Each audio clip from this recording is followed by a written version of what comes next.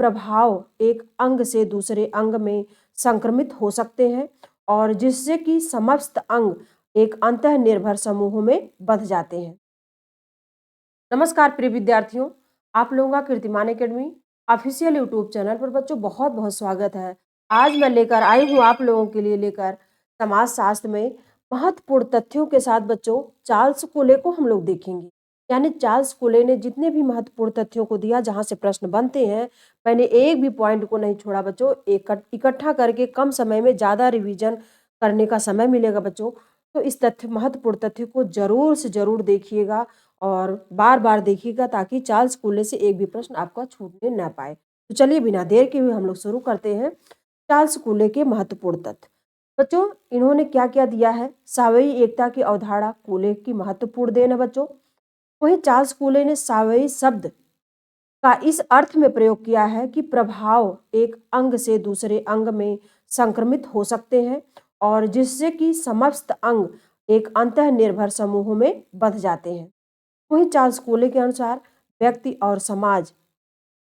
और समाज की सृजनात्मकता की क्षमता प्रगति का आधार है। और अगला तथ्य बच्चों उन्होंने दिया है कि कोले ने सामाजिक नियोजन को उचित ठहराया है और कहा है कि नियोजन में सदैव स्वतंत्रता और स्वाधीनता को स्थान देना चाहिए। किसने कहा? कोले ने कहा बच्चों, इंपॉर्टेंट है।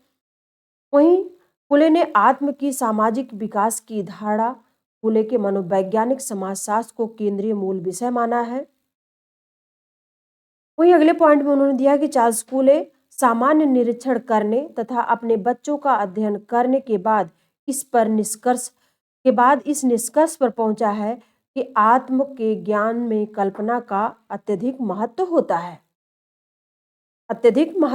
बच्चों। वहीं चार्ल्स कोले ने 1909 में अपने सबसे प्रसिद्ध अध्ययन यानी प्राथमिक समूह को सोशल ऑर्गेनाइजेशन में किया है। किसमें किया है? सोशल ऑर्गेनाइजेशन में सबसे प्रसिद्ध अध्ययन किया बच्चों प्राथमिक समूह का। वहीं चार्ल्स कोले ने प्राथमिक समूहों से, इनका कहना है कि प्राथमिक समूहों से मेरा तात्पर्य उन समूहों से है जिसकी विशेषता आमने सामने के घनिष्ठ संबंध और सहयोग है।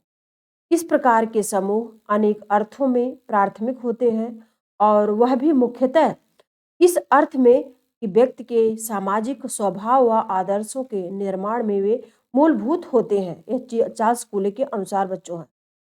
वहीं कोले ने सोशल ऑर्गेनाइजेशन में सारे अपने स्टेटमेंट को दिया बच्चों। ऑर्गेनाइजेशन में सारे तथ्य को दिया। कोले ने सबसे महत्वपूर्ण 3 प्राथमिक समूहों का उल्लेख किया। कितने? 3 महत्वपूर्ण चार्ल्स कोले ने सबसे महत्वपूर्ण 3 प्राथमिक समूहों का उल्लेख किया बच्चों। पहले नंबर पर परिवार है, दूसरा बच्चों के खेल के साथियों का समूह है और तीसरा है पड़ोस या वयस्कों का सामाजिक समूह है। 3 प्राथमिक समूह को माना है चार्ल्स कोले ने। बच्चों, जब यहाँ से प्रश्न पूछा जाता है तो इस पॉइंट को याद रखिएगा। वहीं अगले पॉइंट में कोले का मत है कि प्राथमिक समूहों में ही व्यक्ति के व्यक्तित्व का विकास होता है तथा उसे अपने समाज के रूढ़ियों, परंपराओं, प्रथाओं और सांस्कृतिक विशेषताओं का ज्ञान भी होता है। कहाँ? प्राथमिक समूह में।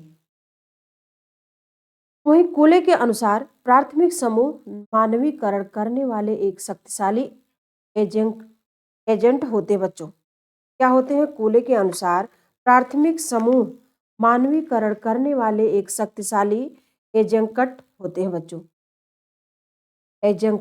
कंठ होते हैं बच्चों। ये कंठ होते हैं।